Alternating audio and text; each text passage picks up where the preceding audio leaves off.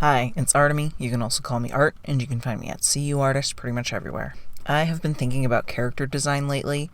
I was showing some work in progresses in a Discord, and somebody said they really liked Kavot's design. And I've also just been watching some older comic videos where people were talking about character design and same-face syndrome, and I wanted to talk about my thoughts on that. I really haven't taken a lot of real art courses, so this is kind of really just my basic thoughts. When I started getting into art, it was the heyday of everybody talking about same-face syndrome this, same-face syndrome that. And that definitely affected how I was learning to draw. Most times I was making a character, I was just I have to be so aware of everything all the time, so I don't make the same face. So it's really always been something I've been paying attention to as long as I've been designing characters, really.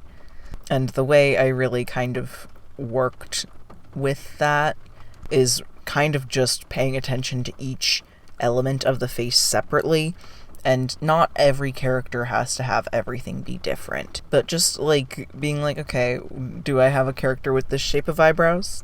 Should this character have different shaped eyebrows? And while shapes of the different parts of the face are important, also where they're being placed also can make a really big difference. I also definitely try to kind of make sure I'm also varying the body types of characters. I really don't want everybody to look just the same. What I have found has helped me keep my characters more consistent, though, is definitely thinking of things more three-dimensionally, which I have always heard, but only more recently has it really kind of clicked. I think doing a lot of studies has definitely helped with that, but the way I have been doing noses more recently has really helped me be able to picture the face from different angles a lot better. It's definitely pretty cartoony. It's just kind of I will draw a block on the face, but it really makes me think of if I was making this character out of clay, what shape would the nose be put on there? And that definitely has helped the characters stay a lot more on model, I guess, than I had ever had them be before.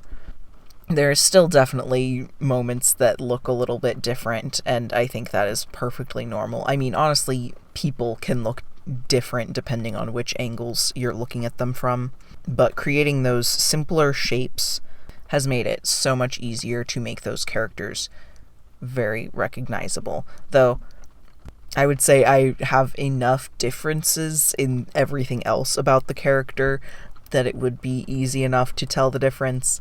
It definitely makes them be more of a stable character design. Most of the characters in Faragon have been workshopped over years and years and years, so it's difficult to think about the original process of designing them as much. But I originally did think about a list of character traits to describe them, and then between that and what I thought about the season that they were representing, or depending on which other characters there were, I then built upon that, while also keeping the other characters in the story in mind. Though most of the characters were in kind of their own segmented stories, and I eventually wove them together. So Kavot and Elle are siblings, but they were originally from completely different stories. I was doodling them both in class one day, just trying to hammer out the differences between them, and then I was ooh, what if they were siblings actually? Because they already have a lot of similar features, and that could make sense actually. Though that is definitely not the solution to the problem most of the time. I think character design can be really difficult, but really fun. I doodle people pretty much all the time, mostly mindlessly, so when I am putting more intention into it, it can be a chore, but a lot of fun to try and make sure there's something distinct. Something that would set them apart from the usual just doodled faces that I draw. Since a lot of the character designs have been around for so long, I did have to revamp a fair amount of them over the years. I do have some example pictures that I will put in, because I very recently was drawing a scene with these two fawns that I have had since, 2015, 2014, and their designs have kind of been drastically different throughout the years. So I really wanted to hammer down all of the stuff before starting this process of thumbnailing the scenes. And I used what I had learned while making my other rough drafts, and finally used some references. And that was really helpful and also really fun, because I ended up looking up just like different breeds of goat and the different like temperaments they generally have with that, and making those fawns more specifically that breed of goat. And that gave them a lot more basis in reality, as much as you can when you're a human goat hybrid.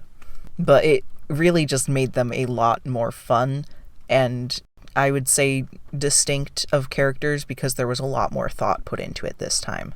Yeah, so those are my character design thoughts. Trying to be intentional, doing research when needed, really trying to get the personality of a character into their design, trying to like distinguish them from the other characters, and trying to break things down into the simplest shapes possible so that you can really get a hang of how that character is supposed to look and get a better idea of how they work in a three-dimensional space. That is all I have for today. Thanks for listening, and I hope to see you tomorrow.